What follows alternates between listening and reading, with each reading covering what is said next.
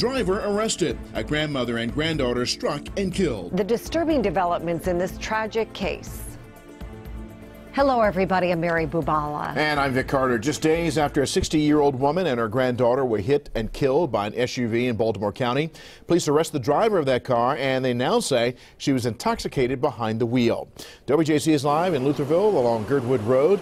Rick Ritter with more on the suspect and her history. Rick. Well, Vic, your heart absolutely aches for the victim's family. You can't even imagine what they're going through tonight, especially after hearing the news about the suspect, 22-year-old Callie Schwarzman, who has a lengthy history behind the wheel, 2 prior hit and runs, a DUI, driving on a suspended license, and a traffic citation. Many wondering why she was even on the road. Take a good look at Callie Schwarzman. The 22-year-old is now behind bars, accused of hitting and killing a woman and her little granddaughter while intoxicated behind the wheel.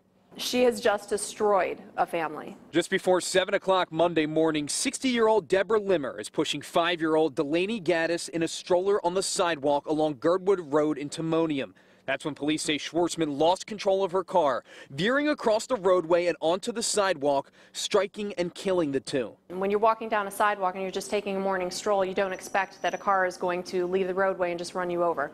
On Thursday, police said they believe Schwarzman was driving intoxicated, charging her with DUI, negligent manslaughter, and vehicular homicide. We did find evidence inside the car that there may have been drugs and alcohol contributing to this crash. Even more stomach-turning, the 22-year-old's history behind the wheel. Dating back to 2015, police confirmed she has 2 prior hit-and-run cases, a prior DUI, and charges for driving on a suspended license. But somehow Schwarzman was still on the road. There's definitely a question of, was everything done in the past that should have been done in the past that could have prevented this situation from happening? Neighbors wondering why. Boy, we got so much of that going on in this country right now where people aren't accountable, and we got to be accountable. A memorial now sits feet away from the tragedy. 2 beautiful faces gone, just like that. I get the chills now. It's just a shame.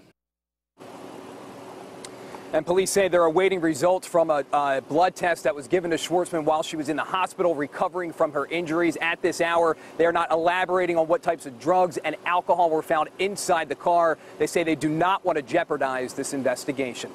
Back to you. Rick, thank you. And police also say that they were looking into whether there were any type of medical problems with the suspect's car.